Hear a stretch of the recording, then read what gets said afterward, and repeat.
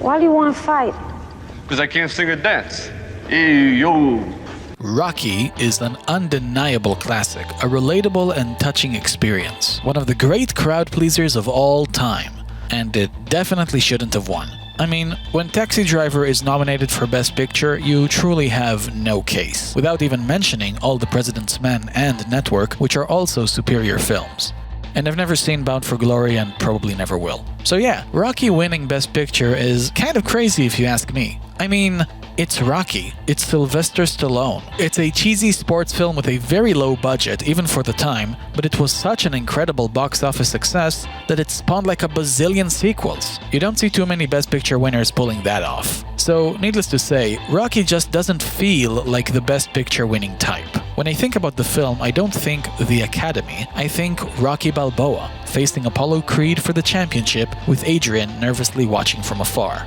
And I wouldn't have it any other way. I'm just gonna be blunt here, folks. If you don't like Rocky, you have no soul. While it's not the greatest film in the world by any technical means, it achieves something that's arguably even more important. It's a film that tells a touching rags-to-riches/love story with a happy ending, done right. Unfortunately, this type of film is becoming a serious rarity nowadays, but at least we'll always have this one.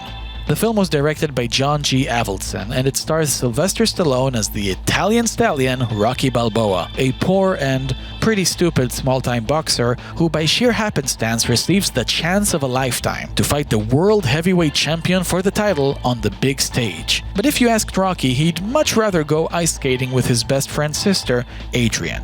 The film follows the gentle giant as he prepares for his fight and builds his blossoming relationship with his longtime crush. That's it on the grand scheme of things, but there's way more to this film than that. Rocky may not be the deepest character or the most complex, but he's certainly one of the most lovable characters in film history.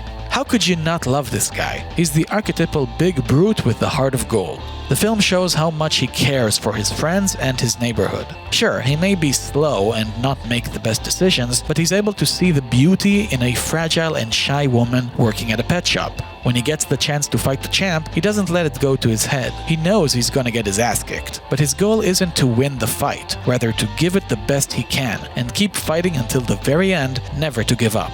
That's a principle that everyone should live by. Rocky, despite his circumstances, is a true role model. His relationship with Adrian is the heart and soul of this film, and they're such a cute couple together. She's portrayed by Talia Shire, who also played Connie, Michael Corleone's sister in the Godfather series. Here, she plays a completely different type of character. She starts the film very shy and introverted, with little to no self-confidence, largely due to the influence of her brother Paulie. But she allows herself to open up her heart to Rocky's advances, and he helps her gain self-esteem throughout the film.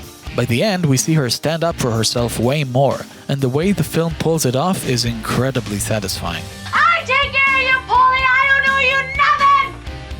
And you made me feel like a loser! I'm not a loser! I give Paulie stick because he deserves it, but I like him too. He also has a good heart. Another significant character is Rocky's trainer Mick, played by Burgess Meredith. Like the guy says, you're gonna eat lightning and you're gonna crap thunder.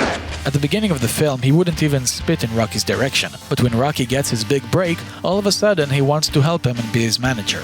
Of course, Rocky takes the opportunity to speak his mind, and it's a very powerful scene, and very well acted as well. What about my pride, Mick? At least you have pride.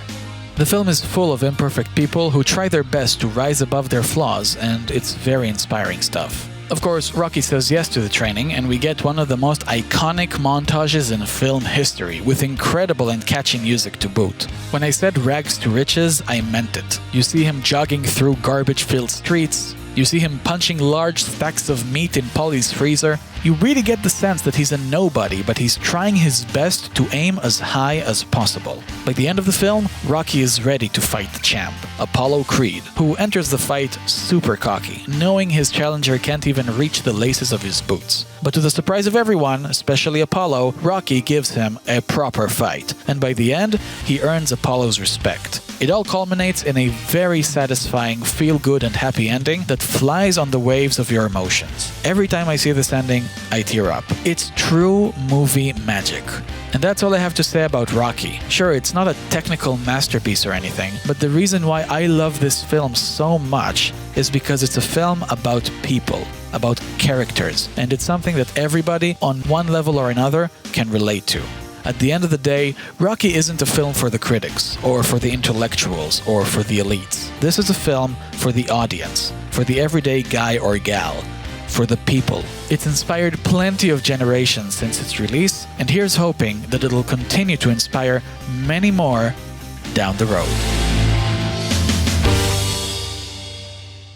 And that is why Rocky is ranked so high on my list. On a technical level, is this film better than The Apartment or Lawrence of Arabia?